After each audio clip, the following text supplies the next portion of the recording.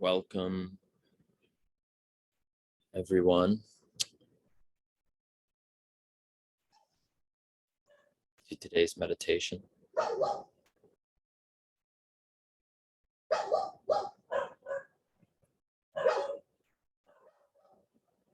Where there will be noises,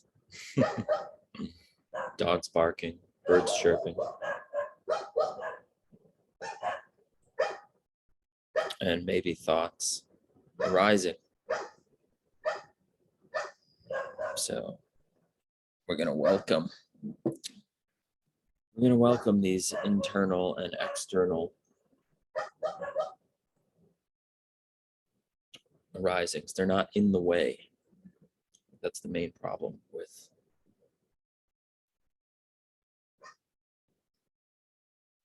the cause of our psychological suffering, is when we think that something is in our way. So for those of you listening on or watching on YouTube or Spotify, you see my phone here. I am dual streaming on Clubhouse as well. So at the end of this meditation, if anyone has a question, I will leave some space for that. Just so you know, that's where you may or may not be able to hear someone else sharing a question from the audio on my phone into the camera audio, but I'll repeat the question as well.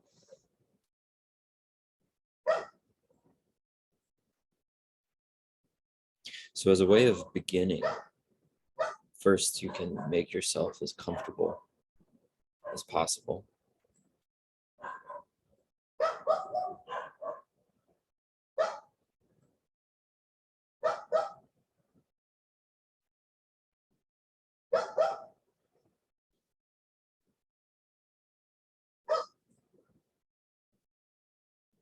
And the idea here is for us to be something like a river, to just welcome the flow of what is arising.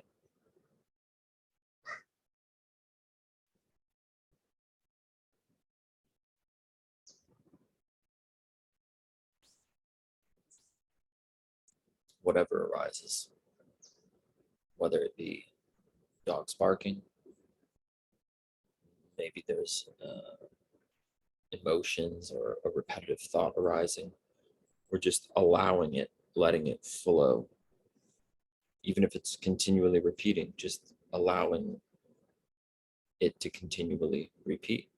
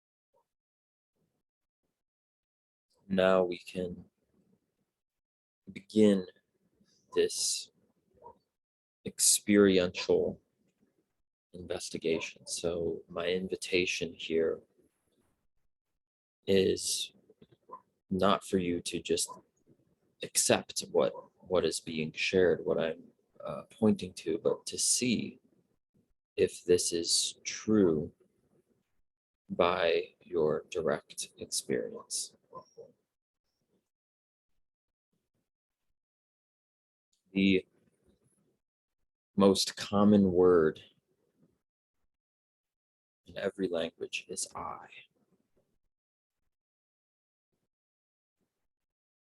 And this I is like this open sky, this awareness. And within this formless awareness, every sensation, emotion, thought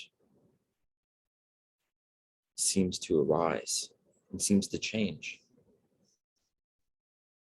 For example, when we say, I am happy, I am sad,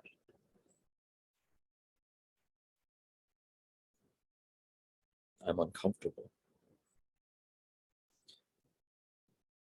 The aspect that is temporary are these arising qualities of sadness, happiness, uncomfortableness, fill in the blank after I am. But I am is what always remains. And I am, this is the experiential piece to this that I'm inviting you into. The I that is aware of the words that I am speaking right now. It's this consciousness, this awareness. And if we follow this I inward,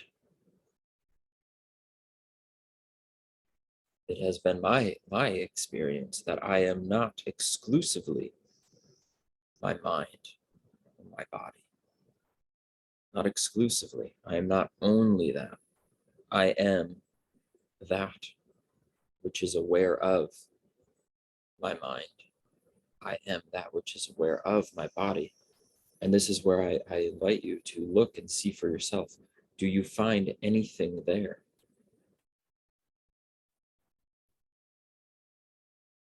Is there any object? Some will say, yes, of course, me, but they're really referring to their body or their mind.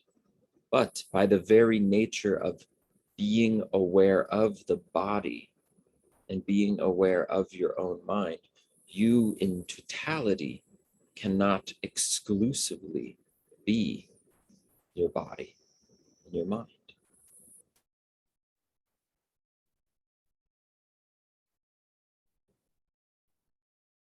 You, or as I continue to say, the I am is that which is permanent and unchanging and aware of our aging body, our flickering mind.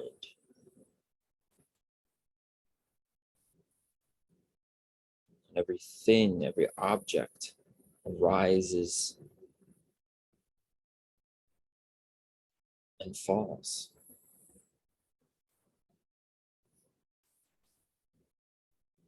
We are aware of it and then it seems to vanish. In this very same way, we seem to disappear every single night when we go to sleep in deep sleep.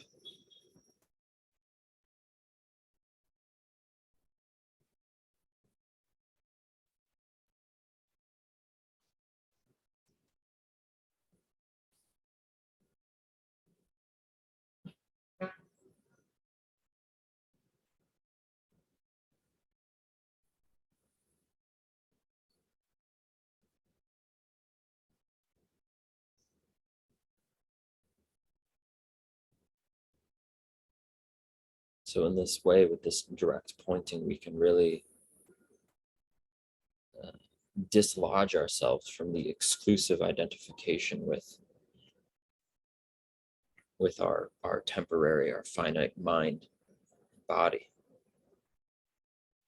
just by allowing all of it, everything, every thought, every emotion, these locuses in the background that are making these noises, just allowing it to be what it is, and at the same time not being exclusively identified with these objects and sensations and emotions and thoughts.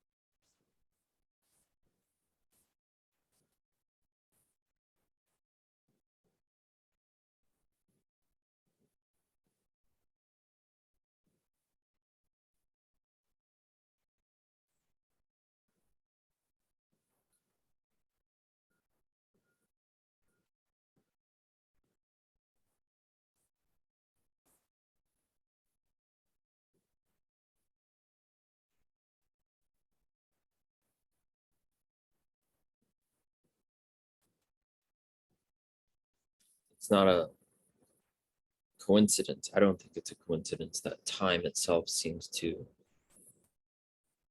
expand in the space of meditation.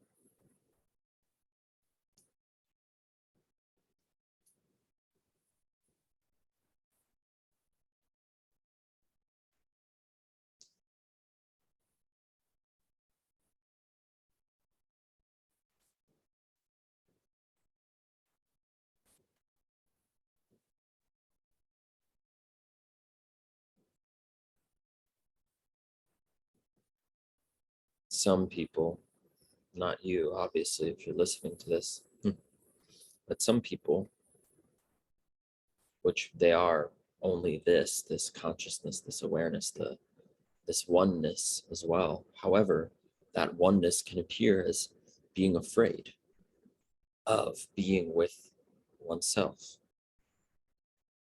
in meditation. People are afraid to spend 5 minutes, 10 minutes just being with themselves without necessarily doing something.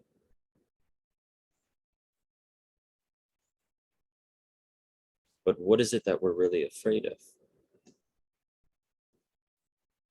Some people are terrified of being alone or just being with their self. Every moment of their day is filled with doing.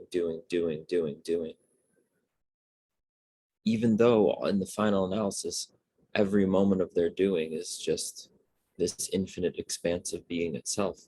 However, this invitation is a moment to knowingly be with our being and see that the gaping hole of emptiness is a gaping hole with a W, is a gaping hole, an expanse of nothing, of no thing. And yet all things appear to arise, including suffering, including the appearance of separation. But again, it can always be verified again and again by your own direct experience that all is essentially, fundamentally one.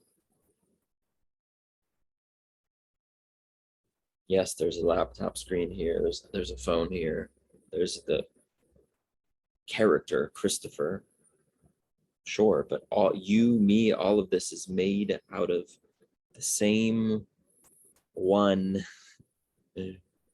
thing. That's why any thing that I point to, like the body and the mind, cannot exclusively be it. Yet it is all made up of this very same essence that I call the I, God, consciousness, awareness, universe, whatever it is. It's like, it's all of it.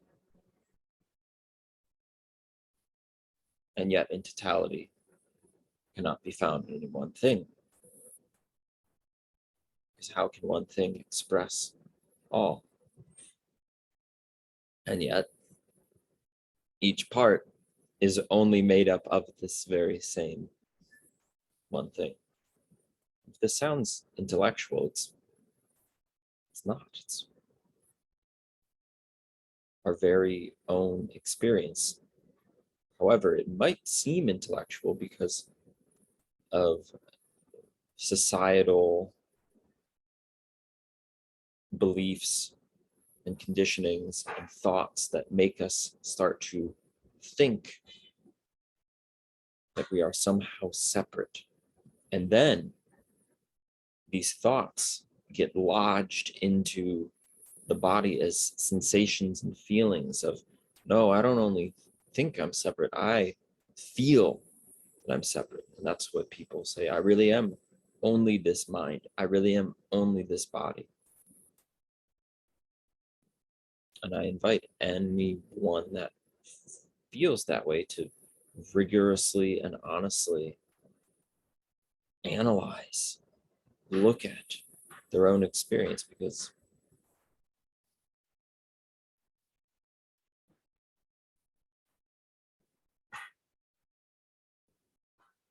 We are that which is aware of our mind and our body.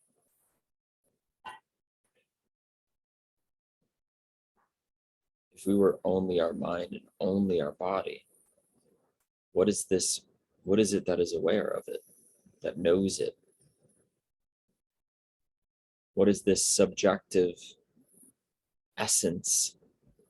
What would one that identifies themselves only as the mind and body call this subjective, that which knows their own body and their own mind?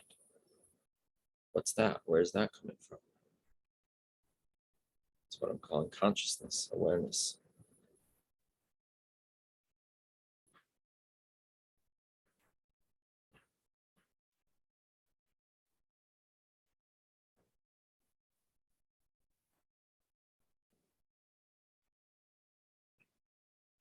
And the beautiful part, one of the many beautiful parts, is then in the play of your life, knowing that what you are is inseparable from everything and it's not going anywhere. Then, as the finite mind and body character, we can play whatever part we desire, or whatever part our heart desires in this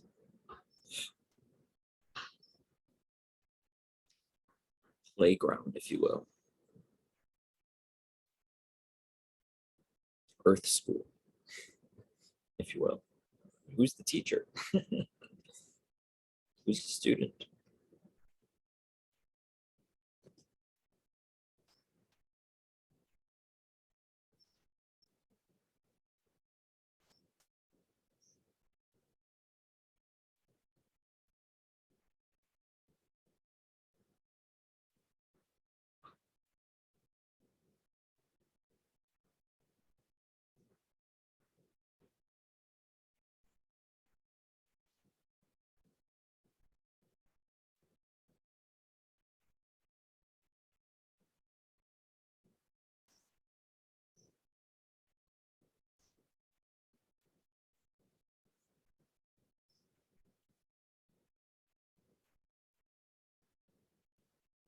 You are the spontaneous impulse of the entire freaking universe being expressed paradoxically, beautifully, uniquely, only as you can be, and inextricably connected with the whole damn thing. Pretty good deal, huh?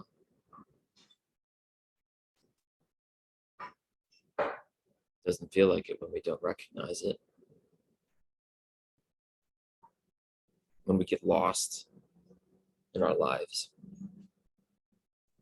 suffering. But we can always remember, we can always come back to ourself. And even in me saying coming back, it's not coming back. It's already there. We go, oh shit. I haven't gone anywhere. I haven't left myself. I haven't abandoned myself. I haven't rejected myself. I haven't depressed myself. I haven't hated myself, whatever it is. We see, wow, we just got lost in our own minds. In the maze of our own minds, we get lost.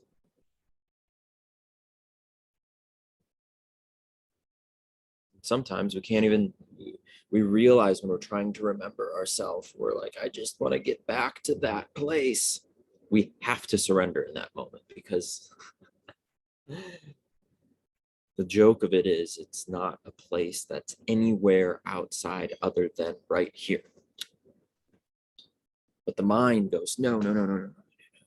It's somewhere far away. I have to meditate more. I have to learn more spiritual concepts, do more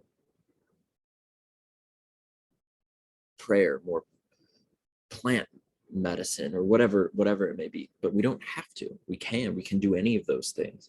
And when they're done as a form of devotion and prayer and surrender, then yeah, we will wind up exactly right back where we already only always have been. So it's inevitable to surrender this separate self, this seeker that's trying to get there. It will never get there. It's never going to get there. But what else are we going to do? If we feel this desire inside ourselves to recognize our wholeness, to free ourselves from suffering, really.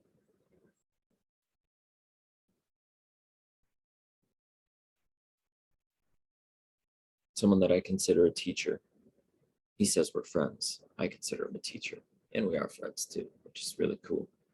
Rupert Spira, he says we can't prematurely exhaust, prematurely give up seeking, because that could be a fake thing, right? Like we could say, oh, I know I'm it. I know that I'm all one. I don't need to meditate. I don't need to pray. I don't need to, but really we could just be lying to ourselves.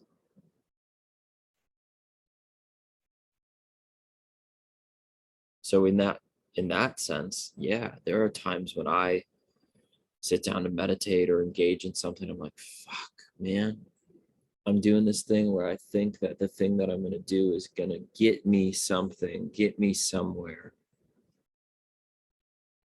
Because I'm not identified right now as being whole, peaceful, fulfilled, etc. But I'll still do it. I'll still go, well, okay, whatever. It's hopeless then.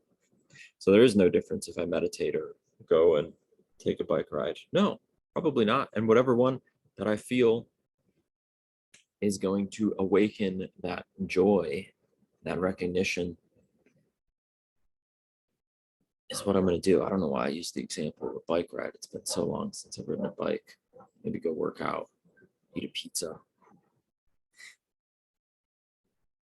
But when we're doing it with sincere devotion, I feel like you can't go wrong when you're just sincerely devoted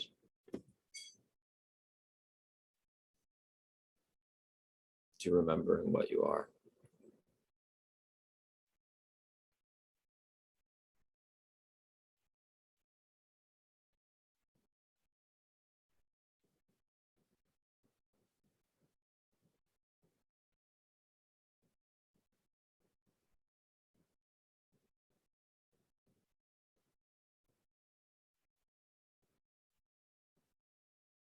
And I'm watching how interesting the whole thing is.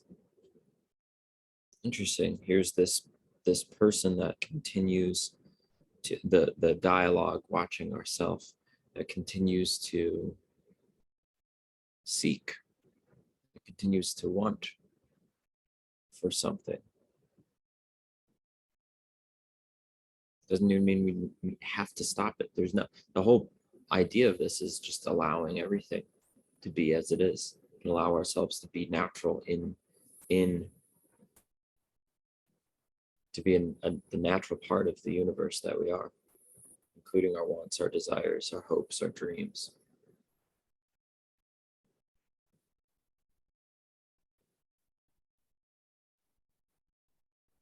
So we just continue.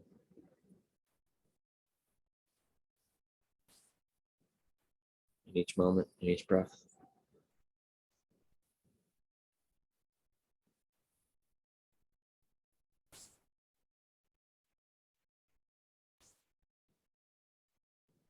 This is not to deny the utility of the mind.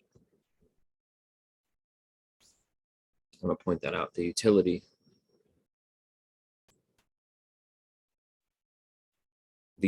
of the mind can sometimes be confused with, I think our essence can get lost in the mind, so to speak. So I want to give an example of that. If I want to eat a really delicious meal, it's going to require me to cook it, or to go somewhere and have someone prepare it for me and buy it.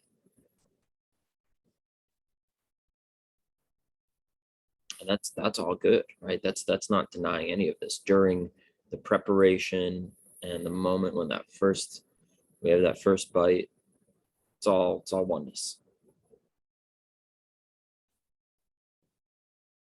Yet the mind will when it comes to, for example, spiritual awakening or enlightenment or whatever it is. It can continually make it into a goal that is always outside of now, that just it can't possibly be right now. So it's going to require more meditation. It's going to require more integrative therapy. It's going to require more somatic breath work and rebirthing experiences. More. Yet sometimes that's the very nature of the trauma of feeling separate, just perpetuating itself. So each of us can,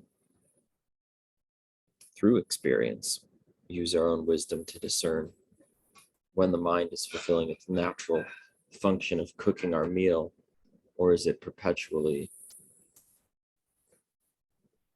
doing the donkey with the carrot stick tied to it, where every step closer that gets to it, that thing is further and further away. Well, maybe it's because the thing that we're looking for or seeking isn't really a thing. It's just everything all the time. So it's possible for any one being to be enlightened, as in how could they be differentiated from everything and everyone around them? Like Ramana Maharshi said, you are that, I am that. And in the paradoxical Zen phrase, which I love so much, you are perfect as you are, and there's always room for improvement.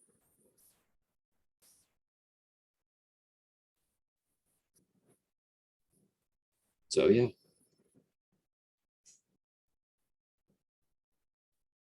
Probably makes sense to do the thing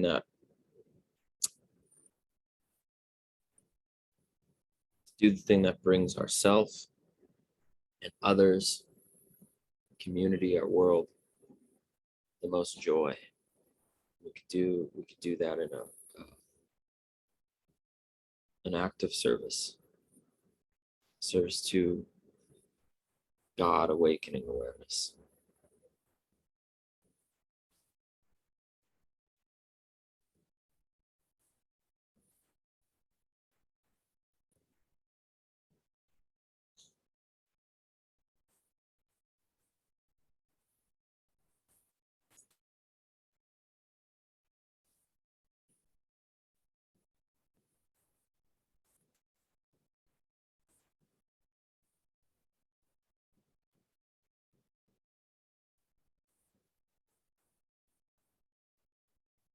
I guess this turned out to be more of a talk than a meditation, but that's the thing. A talk is a meditation. If you're looking for a silent meditation, which would mean no background noises and me not talking well,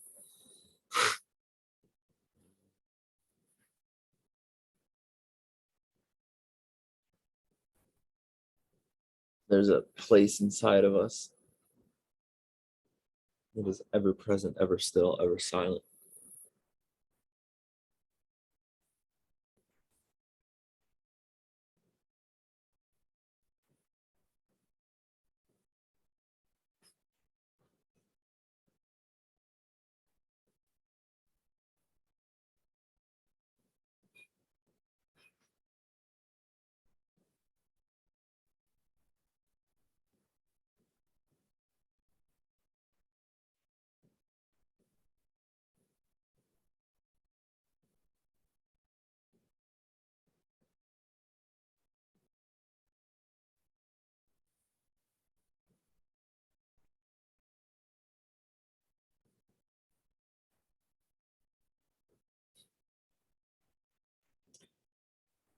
Oh,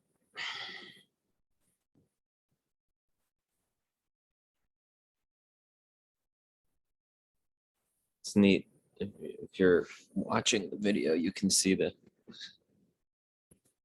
cloud in the background of the reflection of the window passing through the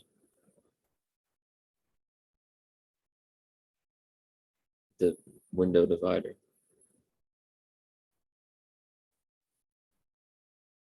I think through imagining, just imagine if your life was completely uninhibited you were completely, and you felt free to express yourself with anyone. You didn't feel this kind of mental, "Ooh, no, what am I going to say, or how am I going to say it, or how am I going to be perceived?" I know for me, it's a definitely a work in progress. That's why I subscribe. I subscribe to my own YouTube channel. No, I don't think that's even possible. Um, I, what I was going to say is I subscribe to this Zen teaching of we're perfect as we are, and there's always room for improvement.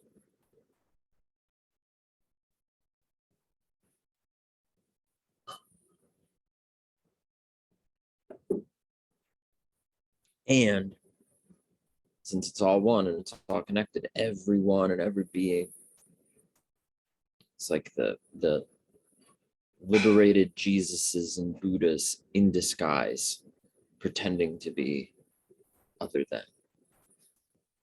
At least that's how it appears to me. I don't know how it appears to you. Maybe everyone's Jesus and Buddha and Mary, Mother Teresa, the Holy Mother, not in disguise to you. That's you. I want to talk to you. I want to talk to you. Because it just doesn't fit, it doesn't fit when I look at guys like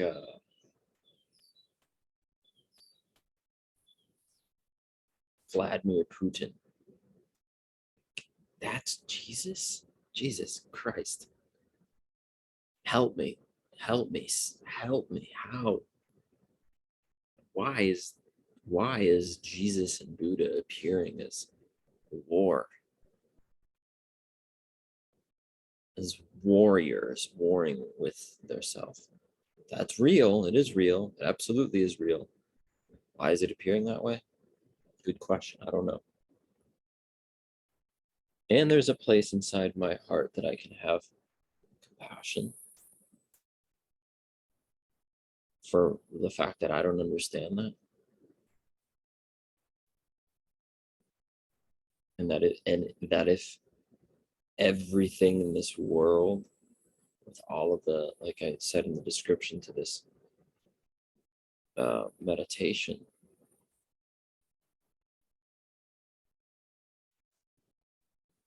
that's fucking mind-blowing. If every being somehow is all God, all consciousness, all awareness, and yet they can appear to be killing each other.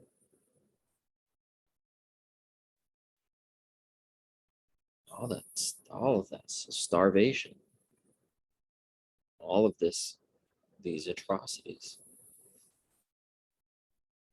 I guess where I end up is, well, I can have compassion for, like I said, my own misunderstanding, or not recognizing what that is, and then doing what I do to help in the ways that I can help. And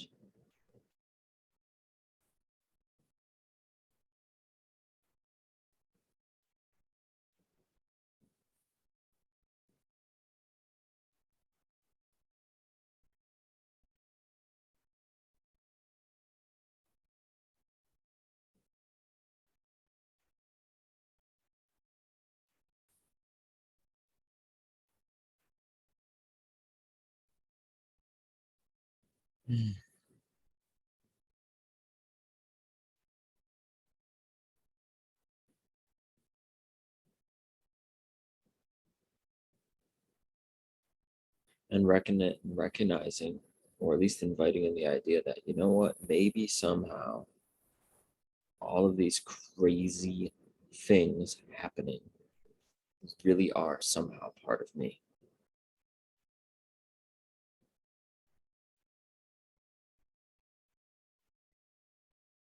Maybe I am dangerous. If it's manifesting out there, maybe that's somewhere, somehow alive inside of myself as well. And it would be really good, really supportive, really beneficial know that, to be aware of that. Probably one of the worst things I could do is to say, no way, that's not part of me. And well, because if something's totally, completely not part of me, or if I'm misbelieving that or misidentifying that, then I think that's responsible for a lot of these atrocities. When we say, nope, that is absolutely other than, that is a demon from hell. And we, in that sense, reject that it could be any, that's actually our own brother, our own sister, our own mother, our own father.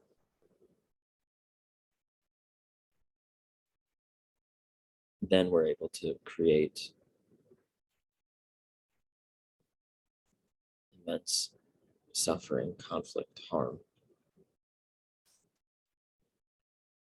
And but lastly, the last thing I want to share is that this doesn't mean be passive. Some people that I talk to and have meditations or sessions with, conversations with, they'll say, so that means just be passive and let someone walk all over you. No, it's natural. Like that dog barking.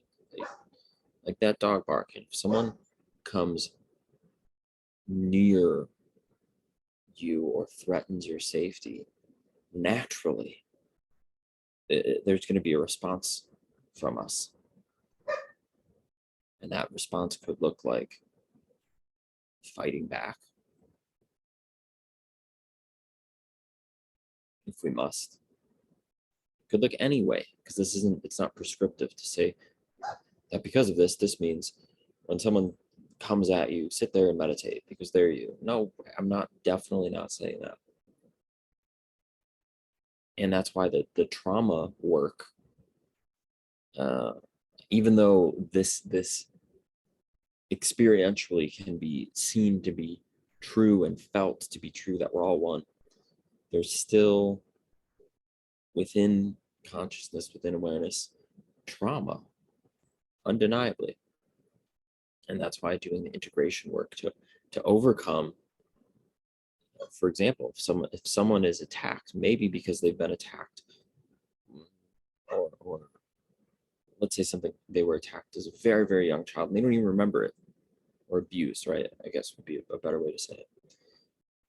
Then when that happens again in later on in their life, they're not going to apply the non-dual philosophy in that moment. Or if they are, that could be a trauma response. That could be a freezing trauma response if we're being attacked or abused in some way, and we just go, oh well, I'm not going to do anything because I'm the attacker, and I am no way, no freaking way. So I just want to illuminate the awareness of the psychological self-regulating work that is deeply important and integrative within and these really go hand in hand. They are not separate. The integrative healing of the most subtle traumas that can mask themselves as non-dualism or spiritual bypassing and things like that. So it's really important that we each face up to the suffering, face up to what's uncomfortable. I think only then can we see it for what it really is, or even have the chance to alchemize it and to make it something, to transform it and be of service to life in that way. All right, thanks for listening. Thanks for watching. Hope you enjoyed it. Hope this was illuminating in some way. And I'm going to make this not for children, because I swore a few times, and also because I would like to hear from you. I'd like to have some engagement in the comments. If I check the mark that it's for children, I've come to learn, if it's a for everyone audience, that's up to you. If you're a parent and you want someone under 18 to hear this, I'll leave that entirely up to you. But what that does is that enables the comments to to be active on YouTube, because you never know what one of these people out there in the YouTube world is gonna say. Someone could say anything, and you're free to do so. So I engage, I welcome those that align to this, and if there is an artful criticism or critique of anything that I've shared, I'd be happy to engage in that dialogue as well. What I will not engage in is what I call keyboard warriors, which are just comments that are not even trying to further and open a dialogue to say, yeah, let's talk about this. You want to talk about it. There's many different ways that I am happy to engage in dialogue about these things. But if it's just nonsensical, flippant comment, then I'm not going to respond to that, or I'll just delete it with love in my heart. All right. Thanks for watching. Let me know how or if this resonated with you. See you next time.